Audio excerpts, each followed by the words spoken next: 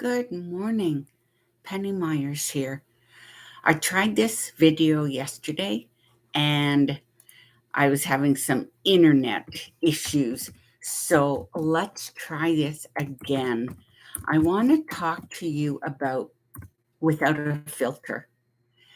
I heard this yesterday, the term without a filter.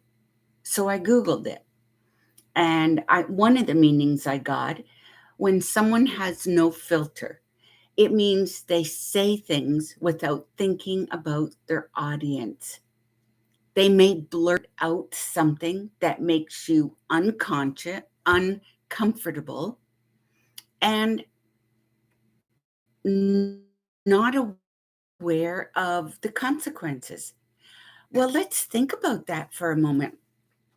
You've just been told your loved one died by suicide. What the F? Of course, the first thing that comes out of your mouth is emotion, anger, fear. What's going on? Realistically, it's not reality. Or you question, is it reality?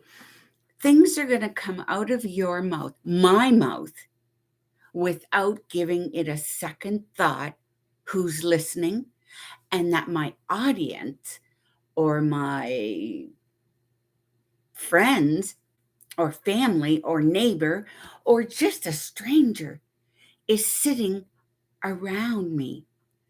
And I may have hurt their feelings. I may have made them uncomfortable. Well, hello, Dolly. I have just been put in a uncomfortable, out of this world position. My loved one is dead. And suicide, I can't even fathom. Suicide? Like just minutes before I heard the news of my son, I knew he had been in his room, had a shower, and I guess that was the evening before he died by suicide. I'm going back thinking he just showered. I can smell his aftershave. It still is damp upstairs from the shower being hot and steamy. And he's dead? I'm sure I spoke without a filter. I'm also 100% sure I was not thinking about the consequences. I was not thinking about my family, my friend, whoever is here at the moment listening is uncomfortable to the point they want to leave.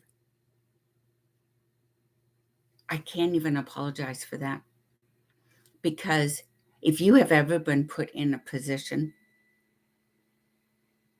that you are not familiar with, you can't fathom death by suicide. Your loved one, my son, 20 years old, he had a full-time job. He was working.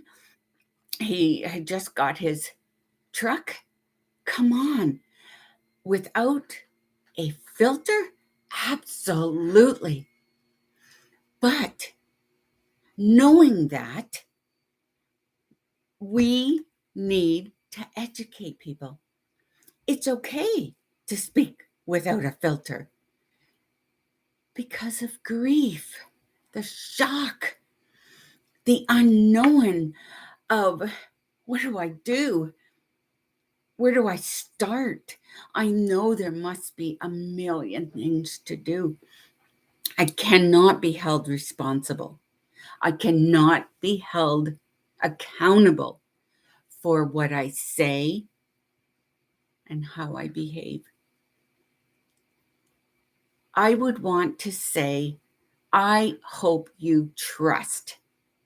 If you were my friend, my family, my loved one, my neighbor, coworker, You should know me enough to trust that I would not do this purposely to make your life uncomfortable. I can't even imagine trying to make mine comfortable. It's the last thing on my mind. So let's think about survivors of suicide loss. If you look at them and they look sad, depressed, and the end of the world is upon them, it is. So if they are acting without a filter, it's because they are feeling without a filter. There should be no filter needed.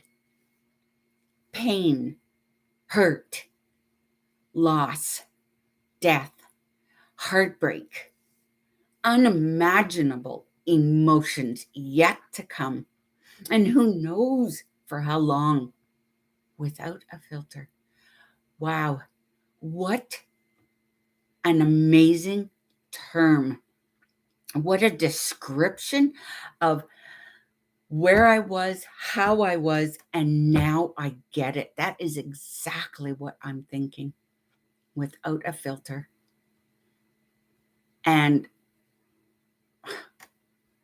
I would not have had a filter, nor would I have worried about a filter. But now I know. I want you all to know. This should be part of the education, part of the program for everyone to know. Support is vital. And trust me, a safe, non-judgmental environment, confidential, is vital also. So when you hear a survivor of suicide loss talking, sharing their story, please don't judge them. Sit quietly. Allow them to get it out because it's there. And they can't just sit there and bounce all these emotions off inside of them like a tennis ball, banging up against the wall, back and forth, back and forth. It needs to come out. Be patient. Be understanding. Put aside your uncomfortableness. Thank you. Bye for now.